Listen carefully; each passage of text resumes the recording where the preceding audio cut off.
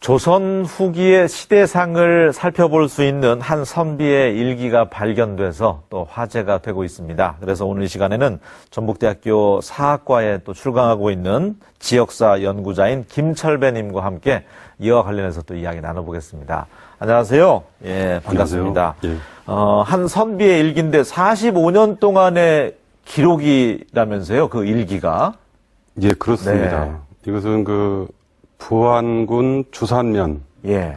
거기에 사는, 홍해마을에 사는 기행현이라고 하는 선비가, 기행연? 현. 예. 기행현이라는 선비가 1866년부터 1911년까지 약 45년간 기록한 기록입니다. 방대한 기록이네요. 예, 생각보다 매일 일기를 많습니다. 썼던 모양입니다. 매일 일기를 썼던 것 같습니다. 그런데 1874년부터 1881년까지는 아마 다른 데에다가 일기를 썼던 것 같아요. 그 일기 속에 달력위에다 글을 썼다. 이런 내용이 있어서 아마 미처 옮겨 적지 못한 것 아닌가, 이런 부분도 좀 있습니다. 언제 어떻게 해서 그러면은 이 일기가 세상에 공개되게 됐나요? 예, 이 일기는 2011년도 4월쯤 해서 저하고 처음 만났는데요. 당시 정읍에서 활동하고 있는 향토사학자 곽형주 선생이 전화가 왔어요. 네. 다급하게. 이런 자료가 있는데 한번 와서 봐주십사 하고. 그래서 불이 나게 달려갔죠. 그랬더니 아주 젊으신 도예가 선생님이세요. 기권 선생, 저보다 한 서너 살 많은 정도니까 그런 분이 이런 고서적을 굉장히 많이 가지고 있었어요. 그래서 이제 그거 자체도 놀랐습니다만 그 자료를 보는 순간 자료가 이것이다라고 생각이 들 정도로, 왜 그러냐면 일기도 저희가 한 3종을 확인을 했습니다. 1866년부터 1960년대까지 약 한 100년에 걸친 일기였고, 관련된 고문서, 관찰 이런 것들이 한 50종 정도 같이 나왔기 때문에 이것은 한 집안을 연구하는데 아주 중요한 자료라고 그 당시에도 생각을 했었습니다. 네. 일기가 이제 홍제 일기라고. 예. 예. 왜 홍제 일기죠? 예, 아마 저희가 좀 잠깐 착각했었던 것 중에 하나는 뭐냐면, 첫 번째 책이 도해제 일기라고 돼 있었고, 두 번째부터 홍제 일기라고 돼 있었어요. 그래서 사실은 이게 다른 두 종의 일기라고 생각을 했었는데, 나중에 보니까 도해제라고 쓰다가 홍제라고 호를 바꿨습니다. 이것은 부안의 남쪽에 도소봉이라고 하는 산이 있습니다. 네. 이것을 이제 그 동네에서는 뒷박산, 이렇게 불러요. 뒷박산 아래에 있는 홍해마을에 사는 거사. 이런 의미로 도해제 이렇게 썼던 것 같은데, 당시에 그쪽에서 활동하고 있던 청전 백학래 선생이라고 하는 사람이 이분한테 홍제라고 하는 호를 주었던 것 같습니다. 그래서 홍제 일기. 예, 아마 홍해마을에 사는 거사, 이런 뜻으로 바꿨는데, 이 홍자가 기록의 홍자입니다. 그래서 아마 그 동네하고 이제 연관을 많이 지었던 것 같습니다. 네. 45년간. 예. 옛날에는 임금님도 이제 일기를 썼다고 하는데. 예, 그렇습니다. 이분이 어떤 벼슬을 갖고 있던 분이었습니까? 이 주인공은 일기를 썼던. 그러니까요. 저희가 참 안타깝게도 이 후손도 이분이 약 5대조 정도 어르신 되시고, 네. 그냥 기록만 남겨 있어가지고 사실 잘 모르는 상태였고, 저희가 이제 족보를 통해서 확인한 것은 품계가 가선대부에 이르렀다, 이런 정도만 알 수 있지 더 이상은 알 수 없었습니다. 그래서 일기를 통해서 저희가 끊임없이 이 사람의 이제 이분의 직역을 찾으려고 노력은 했는데, 아직까지도 특별하게 나온 건 없고요. 네. 다만 이분은 끊임없이 견문을 적고 있습니다. 가정사보다 네. 자기 개인의 어떤 심정보다 자기가 보고 듣고 이런 것들을 계속해서 적고 있어서 저는 이제 시대의 증언자다, 이런 느낌을 좀 가지고 네. 이 글을 접하고 있습니다. 세상사라든지 사회, 정치 이런 분야에 관심이 컸다 이거죠. 예, 그렇습니다. 일기는 이제 자신의 회고가 들어간다든지 일상도 적게 되는데 예. 주로 이제 사회 전반적인 내용을 일기에 기록을 한 모양이네요. 네, 그렇습니다. 네. 그러면 45년간의 기록인데 이게 전부 다 한글로 번역이 됐습니까? 아이고, 아직 요원한 일이고요. 네. 저희가 지금 2013년부터 이제 팀을 좀 이루었습니다. 저희가 혼자 할 수 있는 이제 역량을 좀 넘어서서 팀을 이뤄가지고 지금 탈초를 하고 있고요. 약 지금 7책 중에서 2권을 탈초한 상태입니다. 네. 장차 자료집으로도 좀 내려고 생각하는데 어떻게 될지 잘 모르겠습니다. 양도 방대하고 또 소위 말하는 이제 뭐 갈겨 쓴다고 하잖아요. 흘림체라고 하는 초서로 되어 있어서 예, 그렇습니다. 그것이 번역하기도 좀 어려움이 많다고. 예, 그것을 이제 정자로 저희가 이제 누구든지 읽을 수 있고 공유할 수 있도록 하려고 하면 이것을 이제 한글 활자화 해야 되는데 이거 서는데 시간이 많이 걸립니다. 그리고 제가 이제 초서를 뭐 특별히 따로 공부한 적이 없어서 이것을 제가 샘플로 1895년 약 1년간 일기만 탈초를 했더니 한 2만 자 정도 됩니다. 근데 그 중에서 한 500자에서 1000자 정도는 계속해서 읽을 수가 없습니다. 그래서 이제 초서를 잘 하시는 네. 저희 선배님들 모시고 또 이거 같이 하고 싶다고 하는 후배들 모시고 해가지고 한 6명이 본격적으로 달라붙어가지고 네. 일주일에 한 번씩 하고 있습니다. 그러니까 당시에 이거 고문서잖아요, 일종의. 예, 저희는 고문서로 지금 네. 접근했습니다. 예. 당시의 시대상이라든지 맞게 뭐 쓰이는 은어가 될 수도 있고요. 뭐 속어 이런 것들도 이제 적다 보면 이게 무슨 뜻일까 뭐 이중적인 뜻도 담겨져 있고 하다 보면 전혀 다르게 이제 번역도 되고 그러잖아요. 예, 그렇습니다. 예. 그러나 이것은 이제 한문 문학이 아니고 이제 일상을 기록한 것이었고 듣는 것을 기록한 것이었기 때문에 생각보다 저희가 이제 역사하는 사람이 접근하기가 용이한 자료라고 생각되고 역사적인 사실을 잘 모르면 오히려 접근하기가 어려운 그런 일기라고 생각하시면 되겠습니다. 네. 자, 일기에 이제 카피본을 가져오셨는데 저에게 한번 건네 주시겠습니까? 예. 일기를 뭐 전체를 들고 올 수는 없으니까. 이게 이제 칼라로 카피본인데, 그렇습니다. 지금 흘림체입니다. 이게 초서라고 하는. 예. 이게 지금 알아보기도 쉽지 않을 정도로. 1894년도 3월 기사가 있는 부분입니다. 네. 그러니까 1894년도 이전의 상황을 스캔을 좀 계속 했었고요. 1894년도 이 지금 가운데 부분이 1894년 3월 27일 기사입니다. 네. 어떤 내용이 나와 있던가요? 예, 그 부분은 저희 지금 동학농민혁명사에서도 굉장히 중요하게 생각되는 그 백산대회 실체를 사실 부정하는 사람도 있고 없었다는 사람도 있고 이제 여러 가지 설이 있더라고요. 네. 근데 거기에는 이제 이분이 자기 뒷산에 직접 올라가서 도소봉에 올라가서 이제 백산을 바라보면서 사실 백산과의 거리는 한 8km 정도 떨어져 있지만 제가 도소봉에 직접 올라가서 보니까 그 정도는 이게 충분히 볼 수 있는 그런 거리였고요. 거기에 올라가서 직접 동학군의 움직임을 보고 나서 했는데 거기에 이제 그 동학군이 그 26일 날 어제 26일 날 백산으로 움직였고 그날부로 네. 동학군 그 전에는 이제 동학지인, 동학당, 동학도 뭐 이런 여러 가지 용어를 쓰다가 그날부터 이분이 이제 동학군이라고 지칭을 하고 있어요. 그래서 사실 이제 명백한 인식의 전환을 보여주고 있는 것 아닌가 이런 생각이 들고요. 이분 스스로는 동학에 입교를 하지 않았어요. 이제 일기를 계속 보다 보니까 네. 1894년도 동학농민혁명 전쟁기라고 하는 1894년도에 1년 동안 약 2번의 입교 이제 제안을 받아요. 네. 근데 이분은 이제 입교는 하지 않았고, 다만 이제 그분들의 움직임을 끊임없이 여기다 기록을 해 놓으셨어요. 그러다 보니까 당시에 동학민혁명 당시에 그 1년 동안 이제 무사히 전쟁을 마치고 고향으로 돌아온 이 사람들이 1895년도에 동네에서 일본 순사에게 잡혀서 총살당하는 이런 것들을 그대로 써놔가지고 그대로. 예. 네. 일기니까 뭐 팩트 사실 그대로 적었겠죠. 저는 사실 가감 안 하고. 예. 네. 동네 사람이었고 네. 그분들이 자신을 또 입교시키려고 했었고 그리고 이분들이 또 이렇게 잡혀서 돌아가시는 것을 그냥 그대로 써놨어요. 이분들이 명예회복이나 연대도 이름이 없어요. 그래서 그분들의 이제 명예회복에도 저는 도움이 될 거라고 이렇게 개인적으로 생각하고 있습니다. 네. 또 다른 흥미로운 내용, 뭐, 번역하면 할수록 또 점입 가경이 될 수도 있잖아요. 아, 이런 예. 내용도 있구나 하면서.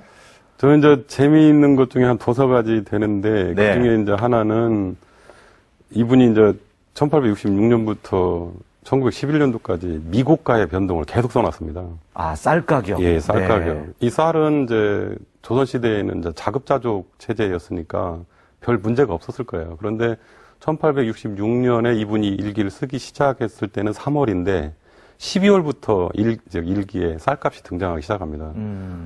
이것을 이제 뭐 어떤 분들은 근현대사, 격동기, 그리고 막 그런 쪽으로 생각을 하시는데, 제가 이제 일기를 통해서 본 것은 줄포에 청나라 상인들이 등장하기 시작합니다. 청나라 상인들이 와서 쌀을 사가기 시작해요. 아, 그래요? 예. 네. 이것은 이 조선에서만 가뭄이 있는 게 아니고 청나라, 일본도 같이 가뭄이 들어서 조선으로 쌀을 사러 오기 시작하는 겁니다. 그래서 이분이 그 지역에서 이제 관심을 갖지 않을 수가 없게 되는 거죠. 그래서 12월부터 일기를 쓰기 시작하는데, 네. 아니, 쌀값을 쓰기 시작하는데, 이것이 약 40년간 이어지니까, 이것이 볼 수 있는 것은 뭐냐면요. 1894년 동학민민혁명 전에 이제 이쪽 경제 상황을 얘기할 때 보통 쌀 가격을 이제 5냥에서 8냥으로 잡습니다. 네. 그것은 이제 아직 이렇게 실질적인 자료가 없을 때 이제 통계를 어떻게 잡을 것인가 이런 문제인데, 이 일기에서는 약 15냥에서 20냥까지 올라갑니다. 특히 1888년도 무자년에는 네. 아마 전국적으로 대가뭄의 시대였는데 쌀 가격이 올라갔네요. 그러다 보니까. 올라갈 수밖에 없습니다. 네. 아마 1888년도에는 보통 평균 가격이 저희가 6냥에서 8냥으로 왔다 갔다 하던 쌀값이 20냥까지 듭니다. 그러니까 아마 백성들이 살 수가 없었을 겁니다. 다만 1889년도에 환곡을 풀어가지고 한 번 네. 안정화시키는데, 그 뒤로 89년부터 94년 1월까지 쌀 가격이 밑에서부터 위에까지 15냥까지 뜁니다.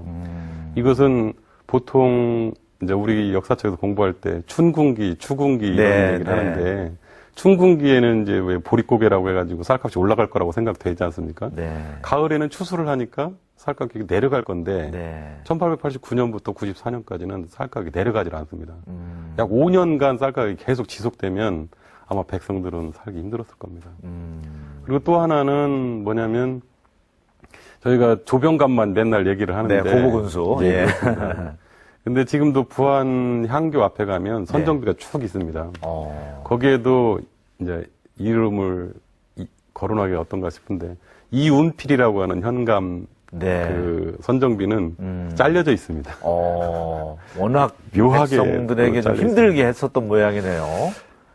그것까지는 알 수 없습니다만, 네. 이 이운필이라고 하시는 분이 거의 현감으로 있으면서 또 현감을 또 교체했을 거 아닙니까? 윤성구라고 하시는 현감으로도 바뀌었을 텐데, 여기 기록에 의하면 조병갑뿐만 아니고 윤성구도 그렇고 이분들이 1893년 이때는 가뭄이 굉장히 심해가지고 네. 백성들이 참 힘들었을 때입니다.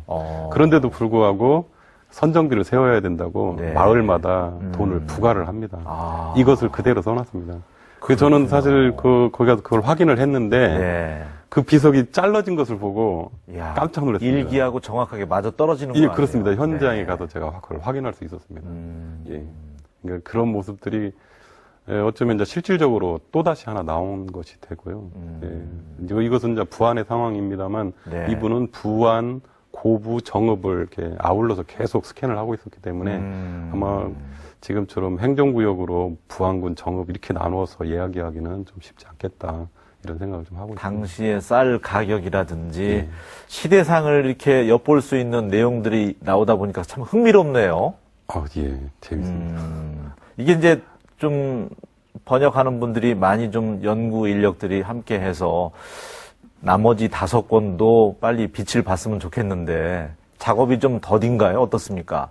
예산 문제인가요? 예, 열심히 하려고는 하는데 네. 아직 어필이 많이 안 되고 있고요. 사실은 저희가 작년에 동학 120주년 기념이었기 때문에 이것을 가지고 좀 어떻게 해보려고 했는데, 예, 저희가 준비가 다 안 됐었습니다. 예, 그리고 올해 이제 논문도 좀 나오고 자료집도 좀 내보려고 좀 하다 보니까 이렇게 됐는데, 역시 그 관심의 문제고요. 이제 저희는 이제 지원을 좀 받으면 좋겠다 이런 생각을 합니다만, 지원 아니어도 저희는 하는 일이 그냥 공부라 네. 이것을 가지고 그냥 재밌게 지금 공부하고 있고 계속 탈초하면서 이제 모르는 글자도 익혀가고 있고 그리고 그 지역을 현장 답사하면서 이제 그 지역을 둘러보고 있고 그래서 저희한테도 사실은 가이드북이어서요. 네. 지역을 연구하는 사람한테는 뭐 지원하고 상관없이라도 저희는 계속 해야죠. 그렇군요. 예. 예. 동학 관련돼서도 또 새로운 사실들이 이분의 시각으로 바라본 일기의 기록에 의해서 나타나는 거 아니에요? 예, 나타나고 있죠. 네. 그 중에 또 하나는 이제 금구치 우리는 잘 모르는데 네. 여기에 이제 금구치 당시에 어떤 분은 뭐 2만 명이 모였다 이렇게 얘기하는데 2만 명이면 지금 임실이나 진안 군민이 전체가 다 나온 거거든요. 이 정도면은 나라에서 이것을 밀란으로 규정하고 진압하지 않을 수 없었을 거거든요. 근데 그 정도는 아니었고요. 네. 이분 네. 기록에 이분 기록에 나오는 겁니다. 네. 약 3,000명에서 4,000명 정도 모여서 궁궁 을을 진법이라는 것을 훈련하고 네. 거기에 이제 깃발을 높이 들고 이제 훈련을 했다. 뭐 이런 기록이 있습니다. 이런 것들은 사실 이제 아직 기록에는 없었던 기록이고 이제 그렇게 했었다라고 이제 하고 있는 건데 이것은 이제 실질적으로 이 지역에 살던 사람이 이제 쓴 기록이고요. 네. 근대 기록의 특징은 이제 선비들의 전유물이었다가 이제 동학농민혁명이라고 하는 특별한 경험을 통해서 이제 개인들이 글을 쓰는 사람이 많아요. 그래서 동학농민혁명 당시의 경험을 쓴 일기는 많은데 이것은 그 전 벌써 한 30년 전부터 계속 쓰다가 동학농민혁명을 당했고 끝나고 약 15년 이상을 더 써요. 그러니까 15년을 더 쓴다는 뜻은 전과 후를 비교할 수 있다는 점에서 그렇네요. 이것은 대단히 네. 중요한 자료죠. 네. 왜냐하면 저희는 동학농민혁명 그 1894년만 이야기하지 전과 후가 어떻게 달라졌는지 이것까지는 자세히 스캔을 못 하고 있거든요. 네. 그런데 지역에서 백성들이 느끼는 그리고 그 사이에 이제 일본군 순사가 골목길을 횡행했다거나 이런 내용들은 저희는 아직 들어본 적이 없어서 네. 그런 내용이 다 여기서 예, 나오는 거죠. 예. 이런 데에서 이제 이렇게 읽고 이런 공포 정치를 좀 했었겠구나 이런 것도 좀 느끼게 되죠. 예. 참 새롭습니다. 얘기를 듣다 보니까. 네. 45년 동안 꾸준히 일기를 써왔기 때문에 그리고 개인사보다는 시대 상황에 대해서 또 서술을 해놓다 보니까 귀중한 그 당시의 시대 상황을 파악할 수 있는 귀중한 자료가 되는 것 같아요. 예, 그렇습니다. 네. 45년 동안의 홍제 일기, 호가 이제 홍제인분의 그 일기인데, 선비의 일기인데, 참 앞으로도 빨리 5권이, 남아있는 5권이 좀 번역이 됐으면 좋겠다는 생각이 들고요.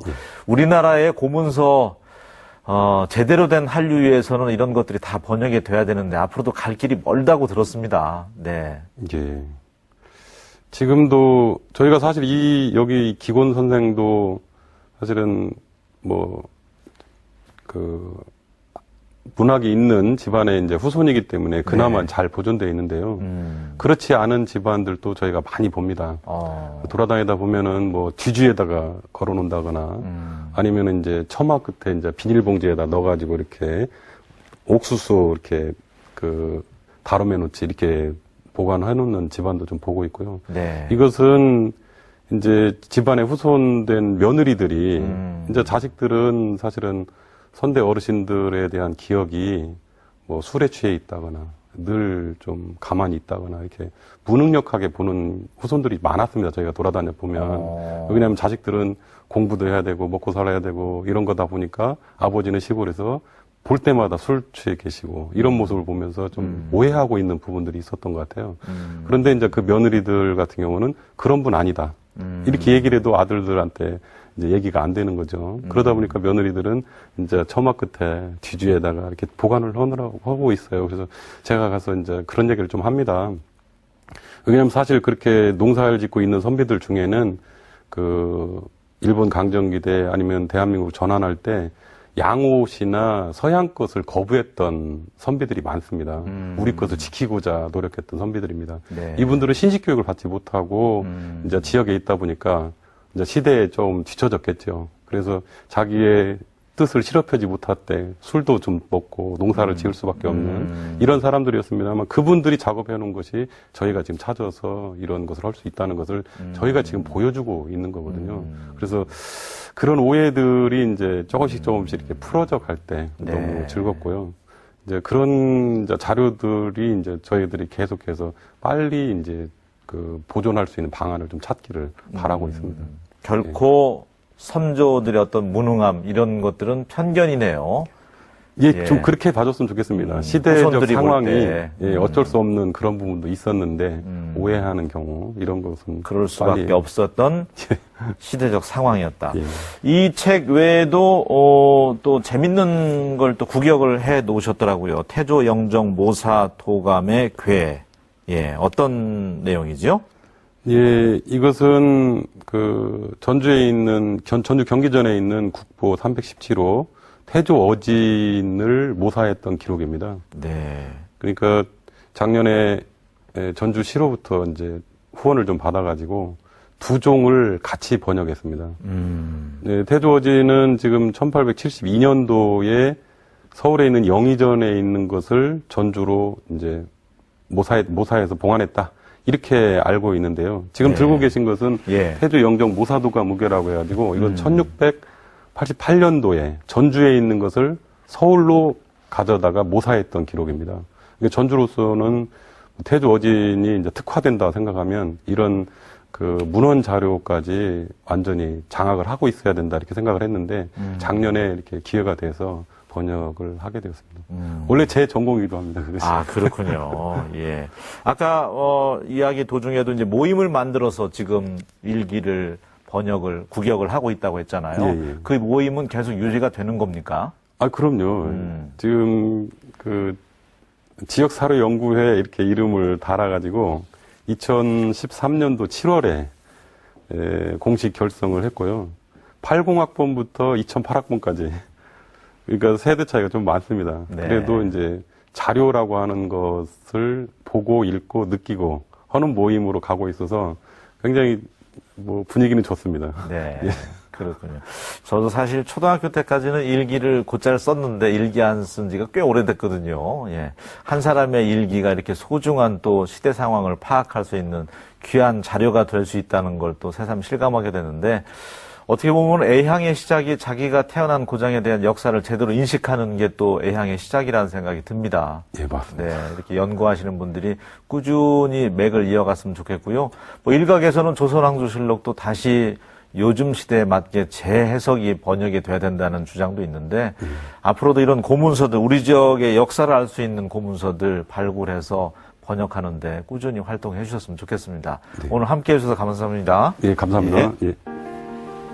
예, 어느덧 3월입니다. 3월은 뭔가 시작한다는 의미가 담겨져 있는데요. 새로운 마음으로 또 준비하신 거 잘 꾸준히 시작할 수 있었으면 좋겠습니다. 저는 다음 시간에 다시 인사드리겠습니다. 고맙습니다.